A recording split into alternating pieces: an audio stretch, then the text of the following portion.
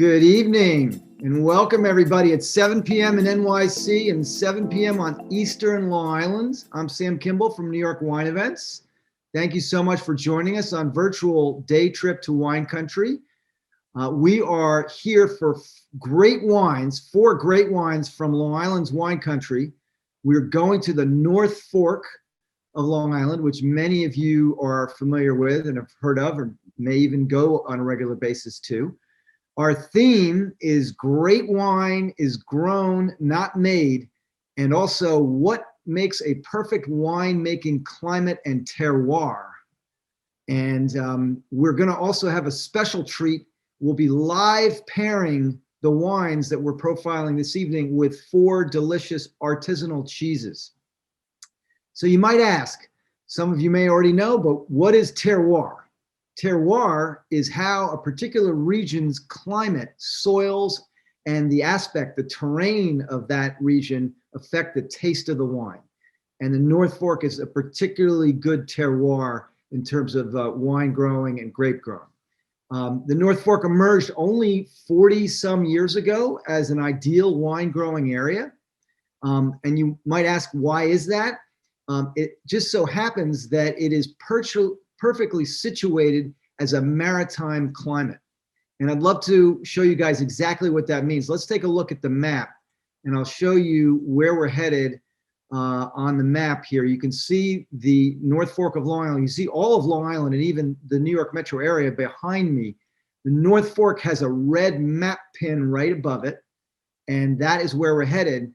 It is literally surrounded by water, sandwiched between the Atlantic Ocean and Long Island Sound, basically sticking out into the sea 85 miles east of New York City.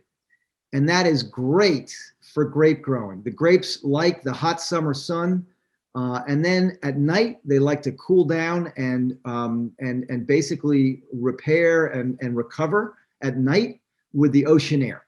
So also the North Fork happens to also have a rich soil composed of loam, clay, and sand. And that's because 50,000 years ago in the Ice Age, the glacier dropped rich soil on the North Fork, whereas on the South Fork of Long Island, where the Hamptons are, it's mostly sandy soil. So very interesting stuff, but it just so happens that it is an absolutely gorgeous and excellent place to grow grapes and make wine.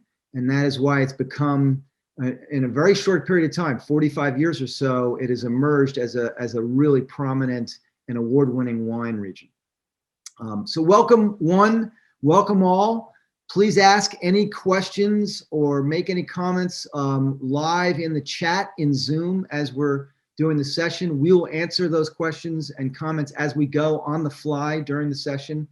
And speaking of the chat, if you would, hit the chat right now and let us know where in the world you are tuning in from. We'd love to see that. So this evening, you might wonder where we're going is Raphael Winery in Peconic, New York, on the North Fork of Long Island. We're traveling virtually there. Raphael was built and is owned and operated by 4 generations of family with a philosophy that has established the winery as a premier boutique vineyard on the North Fork of Long Island. The 70 acres of grounds and vineyards and farm are inspired by Mediterranean architecture. You can see this beautiful tasting house and winery facility building behind me. And I'm thrilled tonight.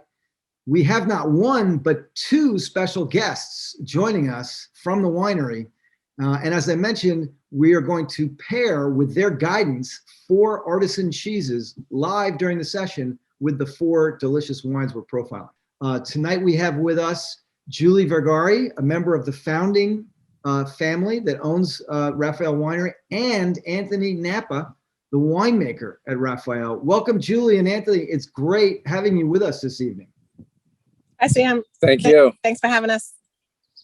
So it looks like you're in a really awesome spot. Where does this broadcast find you tonight? Under the pergola. The vineyard.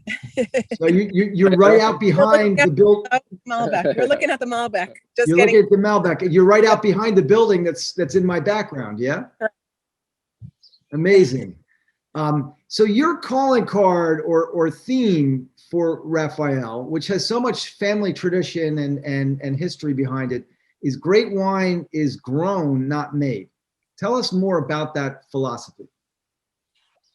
Well, we want the grapes to speak for themselves. So we want that when they go through fermentation, Anthony will explain it better than me, but when they go through the fermentation process, we let them be, and we try to keep it as natural as possible, and it all starts in the farm, basically. So.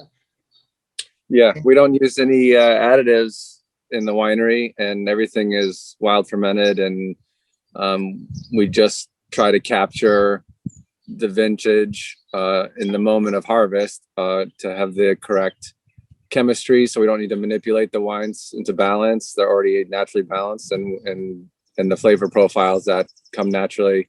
So we just try to accentuate what the grapes give us here on Long Island.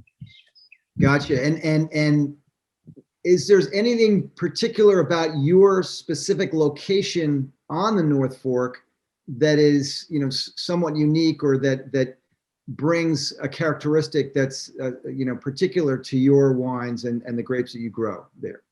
Yeah, of course. I mean, that's what terroir is. Even though the North Fork is pretty small, it's only maybe 30 miles long total, and a lot of the vineyards are clustered. We're on the south side of the North Fork, so we're closer to the Peconic side, and we have a pretty cool site. So I think it's a benefit in general because it helps us retain acidity. We get a lot of wind here, so that cools us down, and the nature of our location allows us to have an extended season, which allows us to achieve real ripe flavors, as well as retaining acidity and having balanced chemistry. And so you're quite close, over your shoulder, Anthony, in the background there with the vineyard. You're very close to the Peconic Bay, yeah? Yeah, I mean, we have 60 acres right here, but right behind that is a street, and then there's some houses, and then there's the water. So we're extremely close to the water, and if there's a tropical storm in the summer, we'll get salt spray in the vineyard. So we'll get wow right out of the bay. So yeah, we're very close. I don't know what the elevation is here, but 5 feet maybe, or 10 feet. I don't know. Now I've heard winery owners and winemakers from the North Fork talk about the fact that, especially as you get further out east, Cutchogue, Peconic, and beyond, that it's actually sunnier in the microclimate of your specific area close by is sunnier than even like if you go back to Nassau County or New York City. Like you have less precipitation and a lot more sun in the summer season, which obviously is good for growing grapes. Is that the fact? I believe so. I've heard that Cutchogue is the sunniest place in New York State. I cannot confirm that, but I have heard that. The farther you get east, so the North Fork gets narrower as you get east. The farther you get east, the cooler the sites get, and the farther you get west, the warmer the sites get. So, and also on the north side of the North Fork, it slopes south, so that you got a really nice aspect there. So some of the vineyards there can be quite a bit warmer too than we are here. So depends where you are on the North Fork there's a very specific microclimates. Yeah, I've even driven from like the 105 when you hit the North Fork, and the temperature in the car has said like 60 degrees, and then it's gone up to like 70 degrees, back down to 65, like 5 degrees as you drive the road. Yeah, I'm always in awe of that. Yeah, you can see it in the storms too. Like it'll be snowing on Long Island and all the way even into Riverhead, and then it turns to rain when it gets out here. You'll see that a lot. Storms come across Long Island and they break up, and it won't rain here at all. They go to Connecticut. Yeah, they'll go to Connecticut or out to the ocean. So yeah, it can be a drier place as well compared to the rest of Long Island or New York City for sure. Right. No, I mean, I think the reason I bring it up is that I think that people, certainly I am not always is aware of the fact that microclimates, you could be in a particular region like the eastern end of Long Island, and Peconic and Cutchogue have some differences with the weather in Riverhead, which is only what, 15, 20 miles away. Yep. And that's super interesting, but it also lends to, why is the North Fork such a great place for wine growing and vineyards? We have a question. Scott asked, it seems like there's a lot of pros to growing grapes by the water. Are there any cons to getting a vineyard by the water? Well, like the salt spray spray mentioned is a con. That's not a good thing. You'll defoliate. I mean, that's only that happens in major storms or hurricanes and stuff. A hurricane would be a negative, but the humidity is an issue. One of the major benefits of being this close to the water is the water regulates the air temperature. It takes a long time for the ocean to warm up in the spring, and it takes a long time for it to cool off in the fall. So because it could be frosting up island, it can be frosting in Connecticut, and it won't frost here because we're surrounded by water, and the water keeps the air warmer longer into the season. So that's a huge benefit for us. It extends our season, particularly in the fall, which is our ripening season. But one of the negatives is the humidity. I mean, you were on the coast, so disease pressure can be a problem with humidity, particularly. So even if it's not raining, we can still have too much humidity and some issues with disease. So that's a huge difficulty. And there's not much you can do about that, right? Not really. Yeah. Nancy asks, is mold an issue with the humid weather? Yeah, exactly. That's the major issue. I mean, you can't, if you left fruit on your countertop, it would rot, it would mold. So we have fruit just sitting out here in the field. So when the fruit gets ripe, that month of September, October matter so much. But one big benefit is that if it cools off at night, it's almost like putting the fruit in the fridge. So it's like if you left, grapes or strawberries or anything on your counter, you would start to get probably botrytis, like gray mold, growing on it. But if you put those strawberries in your fridge every night and took them out, it would last a lot longer on your countertop. So for us, that the benefit of a moderating effect gives us a longer, warmer fall. But if with cold nights, which we always hope for, that does a good job of mitigating the mold. And the mold matters when the grapes are ripe. This time of year, it's not as much of an issue. Right. One of the things I said, so many people know that we do wine tours at New York Wine Events out to the North Fork as well as to the Hudson Valley. And one of the things we talk about with the North Fork and the really nice sunny weather is that the grapes love the hot sunny days, but that ocean air is what helps them, as I mentioned earlier, recover at night, and is what you're speaking to now. And later on, when the grapes are ripe, really getting ripe, you want that coolness to preserve the grapes and not let that mold creep into the picture. Yeah, and it also helps retain the acidity and retain the chemistry balance. If it's just too hot, the grapes ripen too fast and they lose their acidity, and then you run into other problems. So we just have this really nice natural balance here on Long Island where we're picking the grapes and the chemistry of them is already correct. We don't need to manipulate the wine. That's, in other places in the country or the world, they pick the grapes and then they manipulate them back into balance before they even start fermenting or before they even start the game. But for us, we start the game in balance and with nice flavors and ripe tannins, and that's just a huge advantage. Well, I want to pick up on that one point, and we talked about this the other day, Anthony. But I have been, and we as a company have been on a crusade for some time, some years, of trying to help people understand what handcrafted wines are, what smaller producers like the wineries in the North Fork, like Raphael, as compared to massive wine brands.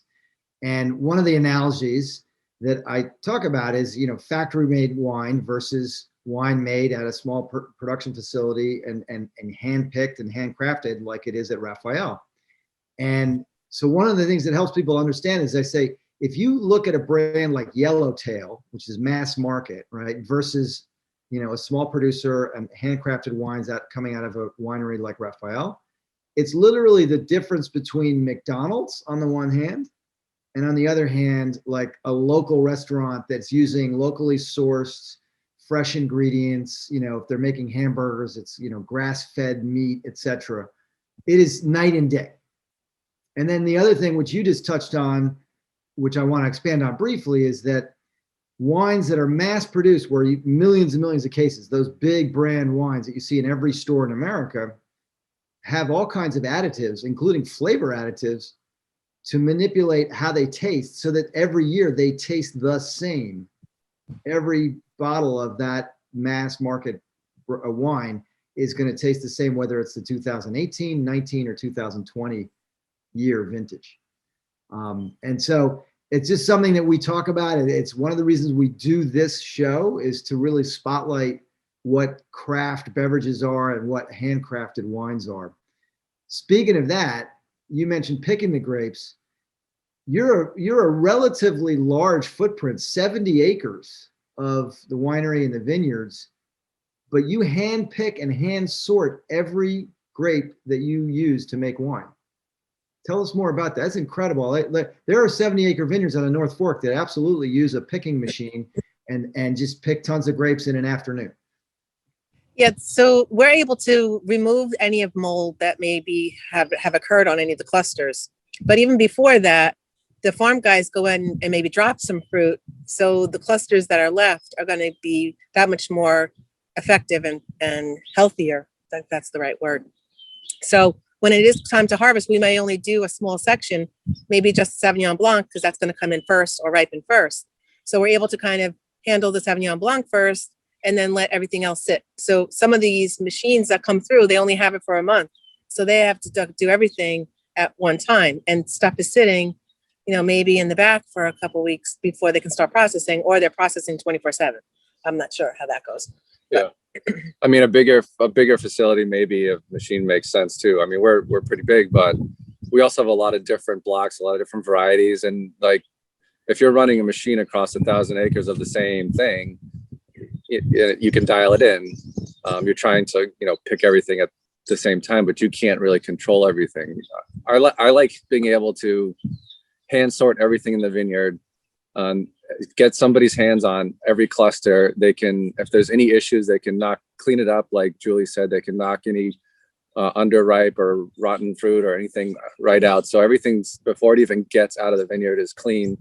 It gives us another level of control and ability to use very little sulfur. It gives us the ability to use no additives. It gives us the ability to wild ferment everything, because if the fruit's coming in so clean. And then with some of our reserve wines, we'll also sort the fruit, and again in the winery. So that stuff will be sorted twice. So that gives us a lot of flexibility and a lot of control. And you just can't get that when you're just running a machine blindly. The machine picks everything.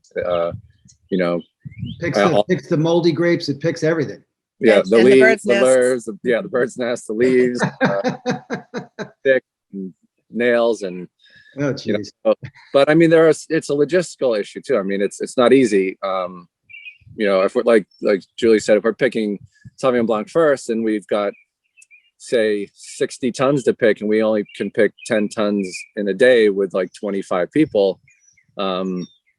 we need to pick for 6 days straight, and that might not be, the logistics might not work out, the weather there's different reasons why we can't do that. So the machine is useful when you're in a rush, and for us, I just like never to be in a rush. So I like to pick things as they get ripe at the perfect moment, and we try to pivot and move and be flexible during harvest. So you'll send out a team of 25 plus people at a time to during the course of a day to just be picking those grapes.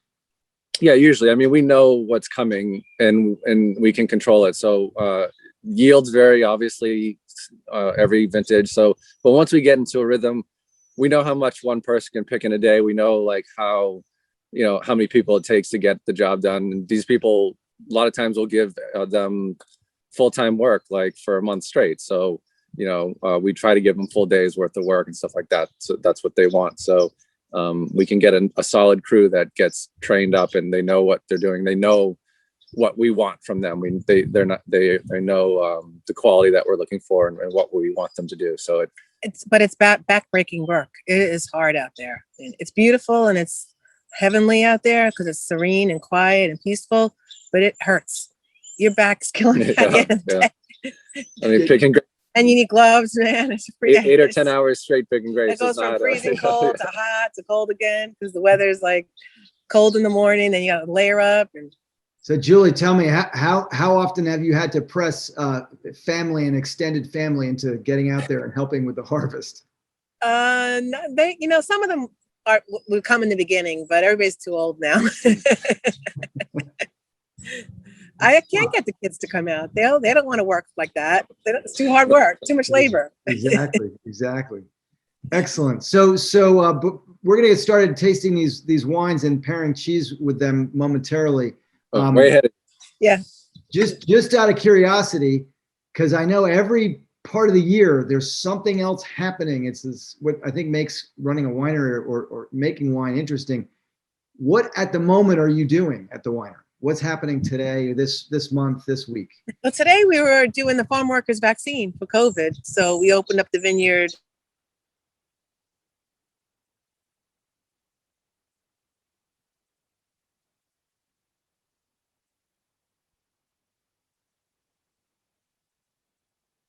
Julie, I think we might have lost you there. Oh, it's being recorded. Can you hear us? Yeah, now we can hear you. You were saying you were doing the farm workers vaccine. Yeah. Yeah. We administered, I think, I didn't, but they did 210 or 230 or something vaccines today, and about another 230 tomorrow.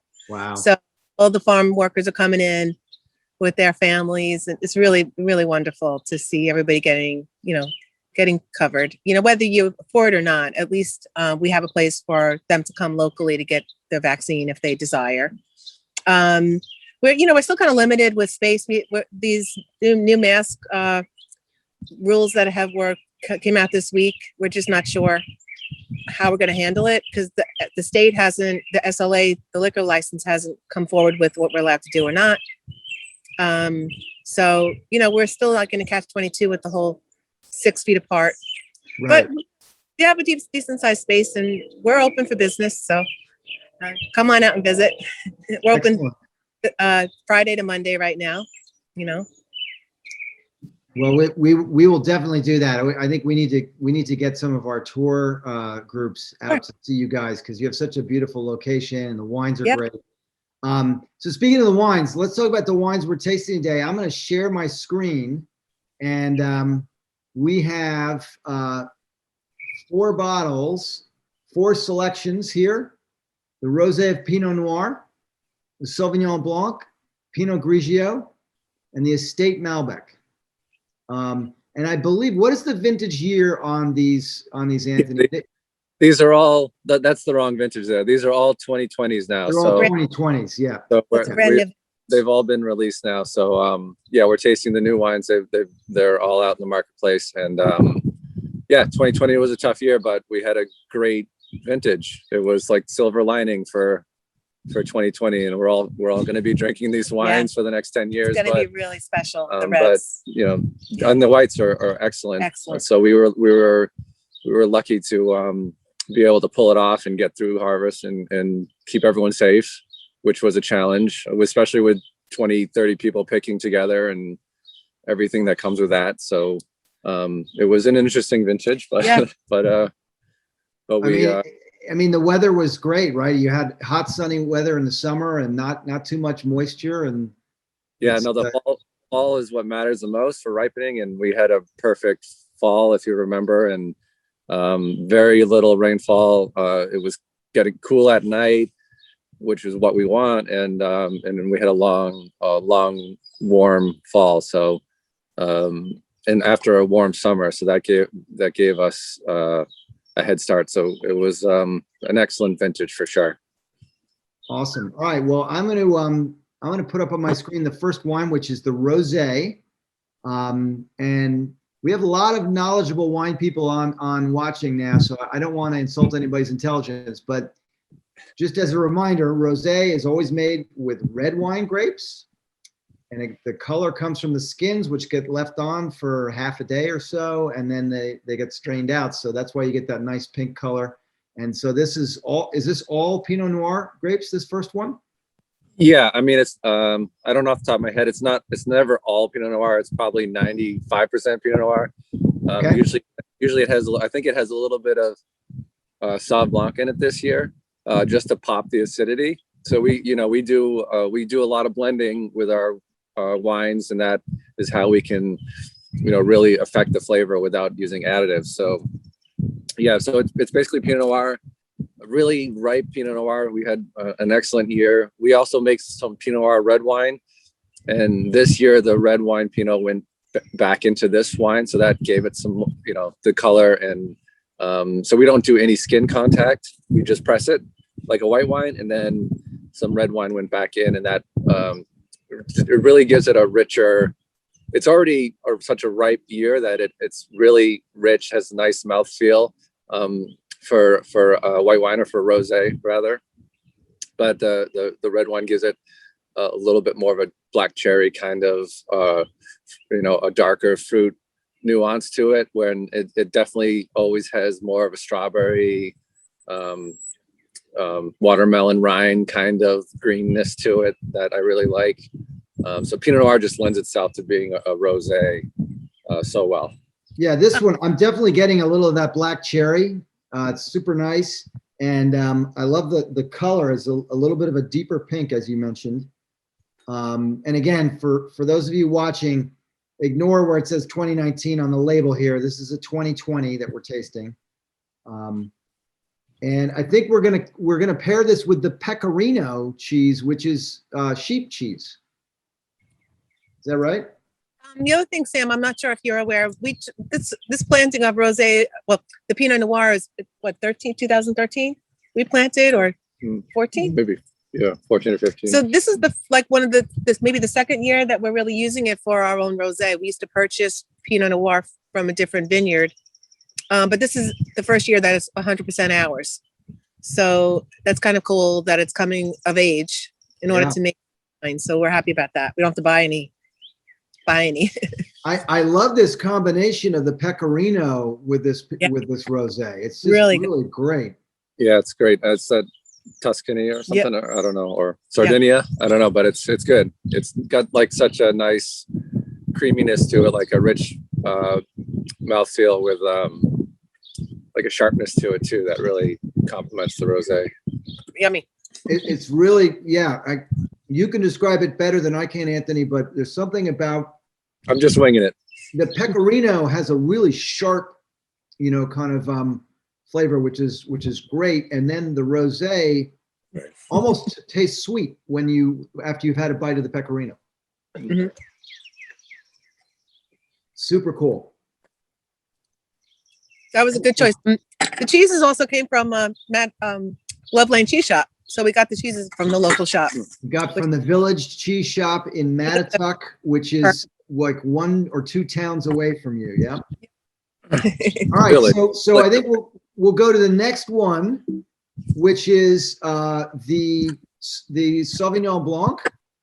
I have it up on my screen. Do you guys see it? Yep. Again, this is the 2020 we're tasting, not the 2019. Just ignore the label there. So this is a Sauvignon Blanc, is a great, cool climate grape.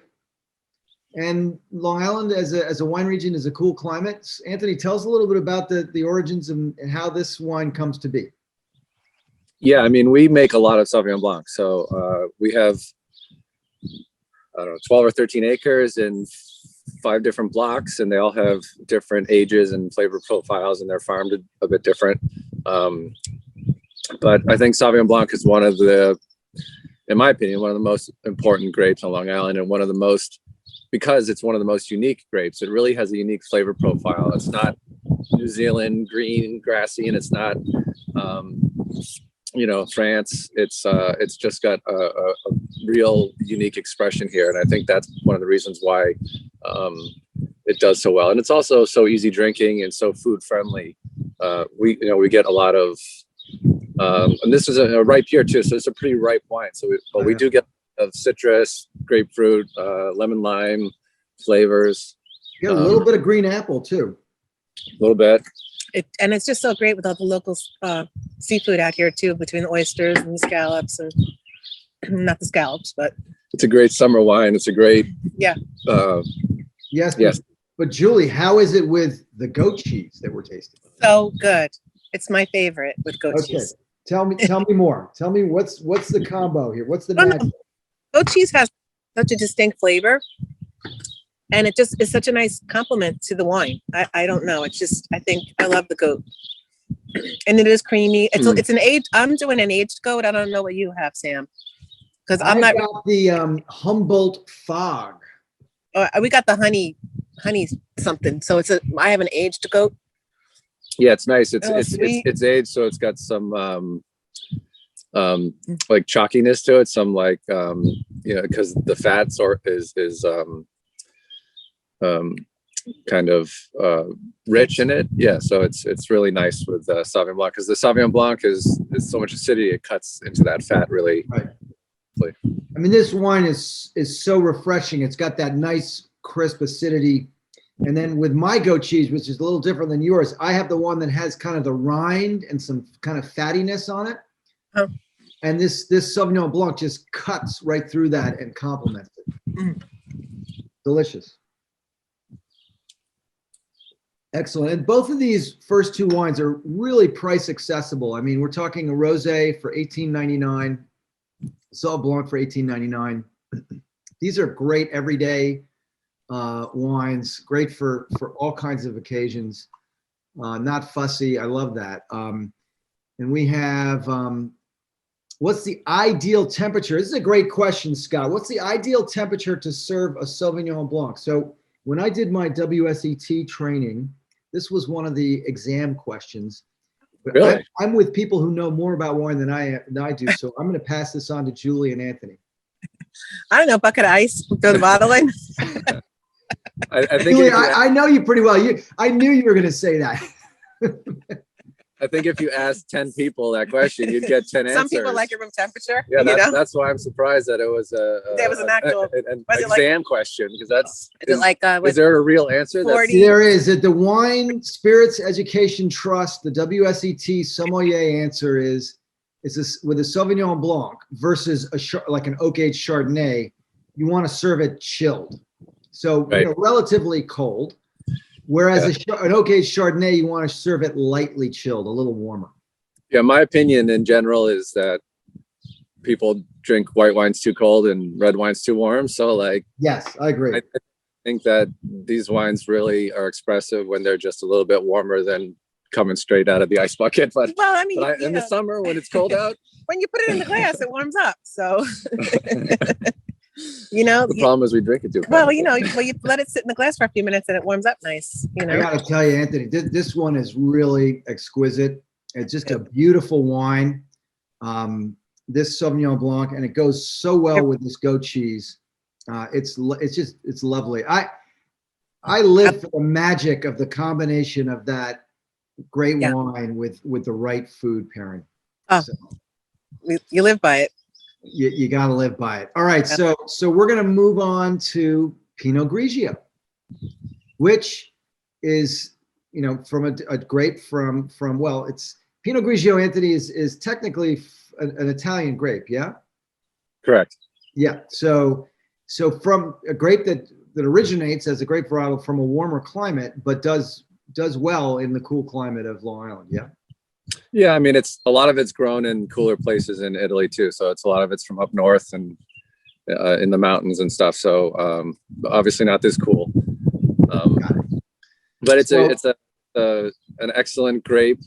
It does well here. It's actually the first grape that we picked, so it ripens early. It's Pinot. It's Pinot Grigio, but it's still in the Pinot family. So the clusters are small and it ripens up quickly, so that it's always the first thing we pick. It's this version. Julie was just saying it's definitely a little bit on the green apple side. We always get some nice stone fruit out of it. It's also much more a little bit more flabby. It's not as acid driven as the last two wines, so it's a richer wine.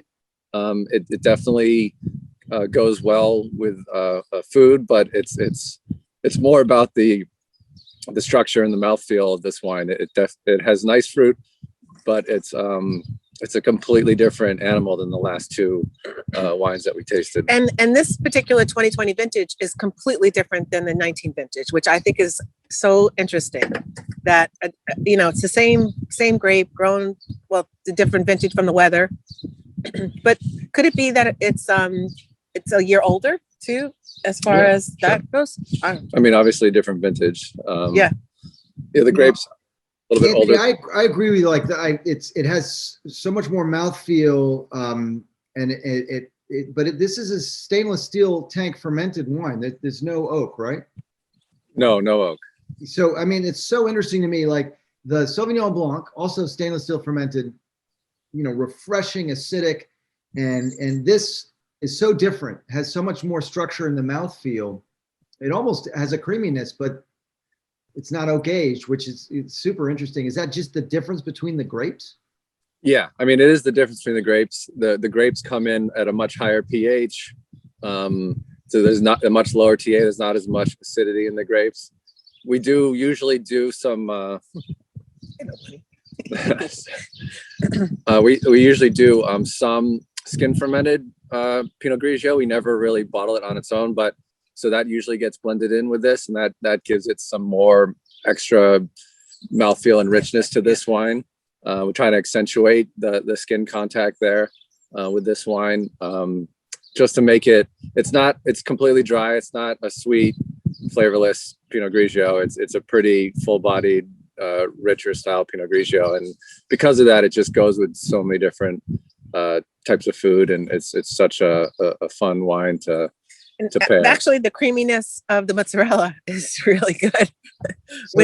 So for everyone watching, we're pairing this with mozzarella di bufala, buffalo mozzarella. Yes. Yes. This is like my favorite cheese in the world, I think. So, especially when it's fresh and you're in Naples, this is like the best cheese. But it's creamy. The cheese is so light and creamy, and the wine is so rich and dense, and it just really, there's a sharpness to the cheese too. The acidity in the cheese really kicks, and that balances the wine really nicely. But I mean, I love mozzarella di bufala. So we did sheep, goat, and buffalo. We're moving through the animal kingdom. Maybe we should get a buffalo. Eat the grass out here. By the way, I just learned recently about that buffalo farm in Riverhead, the bison farm. Right, but this is like 100 head of buffalo, right about 15 miles west of you. Yeah, but this is these are water buffalo. It's not bison. There we go. That's completely different. Anthony, I stand corrected. Well, this is a great pairing, man. I love this one. It's so different than the Sauvignon Blanc. Just a tremendous structure and a lovely mouthfeel to it. So, all right. So we're gonna move on to the next one. Is the Malbec, and how much Malbec, the grape variety is grown in the North Fork in the Long Island wine region? Not a lot. I mean, historically, not a lot, because out of all the Bordeaux grapes that are there's a lot of Bordeaux grapes planted out here. Malbec is the earliest ripening of our red grapes, aside from Pinot Noir. But it's not very winter hardy, and you can have a lot of issues with the vines or even vine loss. So historically, it hasn't been a huge component of what is planted, but with climate change and things that are changing, we've had less and less problems with it. And so we did plant another 5 acres, whatever it was, 3 or 4 years ago. So we have 7 acres total, I think now. And that gives us the flexibility to be able to make a reserve one almost every year, because it's one of the earliest ripening reds. We could always get it to full ripeness and make a nice reserve version of it, which is what we used to do. And now we have an estate version. So this is the first vintage under the estate Malbec label, which is it's a great addition to our lineup of our estate level wines that are super fruit forward, very little oak, and Food friendly. Food friendly. Yeah.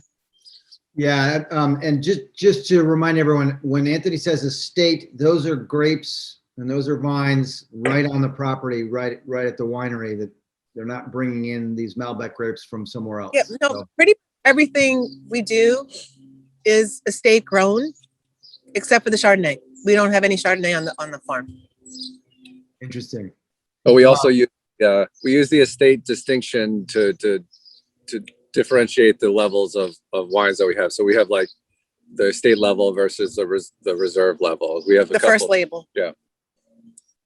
And so this one is also very price accessible. Now, do you make a reserve Malbec?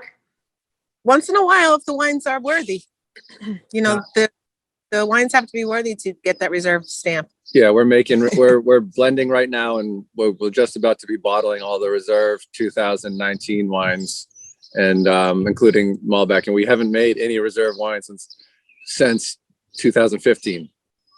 So we missed 3 vintages just because the quality wasn't up to par. So we're pretty picky about our reserve wines.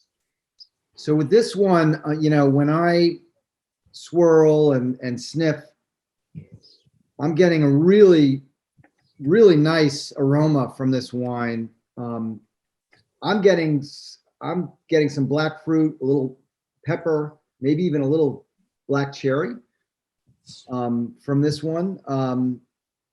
Anthony, what are your notes on this Malbec? I mean, in general, I feel like it's not Argentinian Malbec. It's so different. It's very much European, very acid driven. It's a completely different animal, but it's so unique.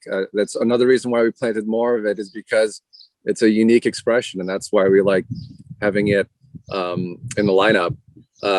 I always get real straight up blueberries out of the Malbec we get here. Even blackberry. And yeah, blackberry, blueberry, some of that brambleness to it. Black fruit. And usually like some gaminess to it. So like venison, something like that, a little bit of bloody meatiness to it. Mm-hmm. And then always a lot of minerality too. That acidity comes through in this kind of slate minerality.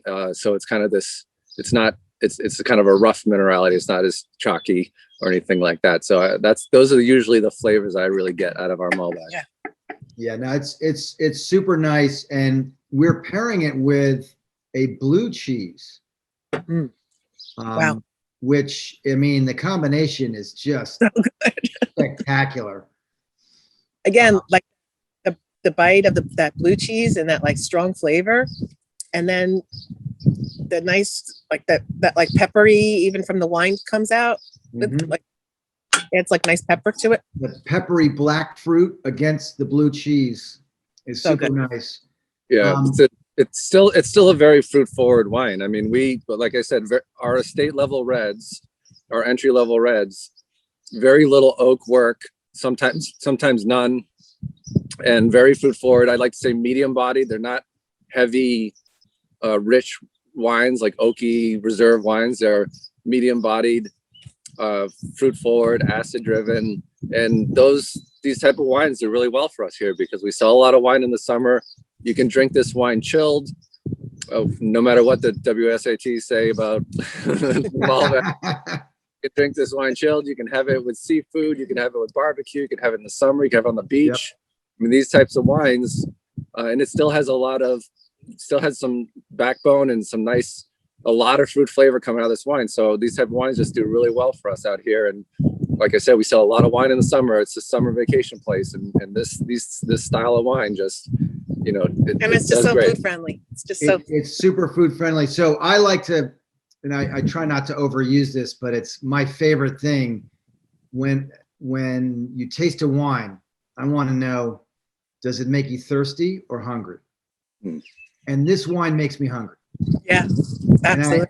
And you combine it, the acidity in the wine is kind of in a really lovely way calmed down by the creaminess of the blue cheese. Yep. And vice versa. Yeah. But this is a wine that makes me hungry. You know, the Sauvignon Blanc makes me thirsty. I could just have another sip, or I could combine it with seafood. But this one it just takes off when you pair it with something that is compatible. People always say like, oh, what wine goes with what kind of food or whatever. And I think this would go with a delicious, like striped bass, even the Malbec, Yeah, you know, yeah. Like red wine with fish. I think be different, Mhm. you know? I mean, I agree, Julie. And the fact of the matter is, like, when I get a fresh striped bass, you know, and I cook it in butter. So the butter, Yes. if you cook a striped bass in a pan with butter, this Okay. wine is perfect for that. Yep. You know, so Scott has a question. What are the pros and cons of fermenting in stainless steel versus oak aging? I mean, it's complicated, but start with number one. Yeah, it's a stylistic difference. Oak is going to add, I mean, like I said, we don't use any additives here. So like oak becomes an additive. And it's a weird way of thinking about, so you're changing the flavor of the wine. So do you want to accentuate the grape itself, or do you want to change the flavor? But another huge thing for us is stainless is inert, and it's something that we can keep clean, and we're wild fermenting. We're using very little sulfur. We're using no preservatives. None of our red wines are filtered at all. The white wines are filtered only if they don't go through malo. If they go through malo, we don't need to filter them.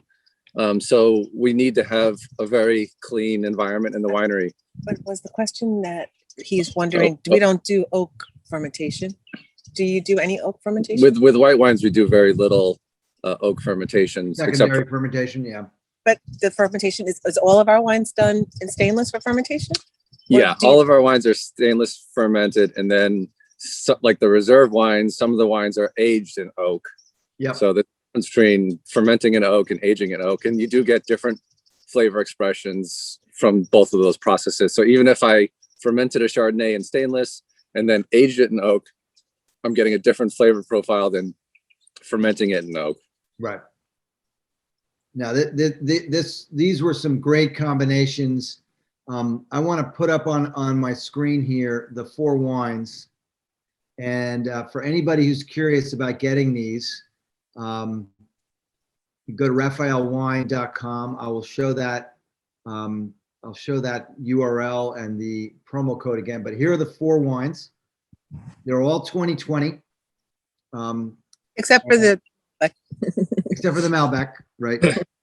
See Julie or see Julie's team when you're there. Yep. You might catch Anthony walking around in the background. And Jennifer has a question. Is it possible to ask about membership details? So being a wine club member at Raphael. Oh, so wonderful. So we really have so aside from getting the wines, it's about a $400 a year commitment. You get 4 bottles of wine 4 times a year. We're just getting ready to ship out our June, which has the really great Semillon, which is not available really anywhere but here, or part of the club. So the June shipment is generally a white wine because we fill it summertime. And 20% off all purchases, free glasses, free tastings when you come and visit. I've got people here every day that are club members. They come twice a weekend. I love it. They take advantage. We get to know everybody. And a lot of events, monthly events. I mean, obviously not during COVID. So I've been running the events for 6 weeks. So people come in at their leisure. So it's not this huge event. And we may get back to it at harvest time when everything is hopefully a little better. We do a harvest party where we let our members come pick the grapes. We do a Christmas party. We close down the space for the Sunday, and we do a local charity that we ask for donations to, and we try to do stuff for the community. And the members help us with that. But every month we do something different, and I try to change it up for our members to make it fun. I think it's online. I think the information might be on our website. We just got a new website what's going on. And I will put the website up. I also just put up the source of the cheeses in case anybody's curious, which is the Village Cheese Shop in Mattatuck. And then raphaelwine.com is how you can get to, it's in the chat there, is how do you get to the winery website. And absolutely come visit. It's beautiful in Peconic. It's absolutely gorgeous at the winery itself. Next time, What's that, Julie? got to do a show here. Yeah, next time we're gonna shoot live in the vineyard. You have to. I'm bummed because I'm enjoying the cheese and the wine so much, and I wish I was gonna like hang out with you guys, but I'm like 15 miles away. So You let us know. excellent. All right. Well, thank you so much for doing this. It was a pleasure. It was so much fun to have you guys back this year, and we'll do it again soon. And I'll see you at the winery soon. Thank you everybody for tuning in, and we'll see you. We're going to take next week off. It's the week of Memorial Day, so we'll be back on June 2nd with Baca Wines from Sonoma County in California. Some extraordinary wines they make out there. So thank you, everyone. Thank you, Julie and Anthony, for doing this. Hey. All right, guys. Have a good evening. Thank you.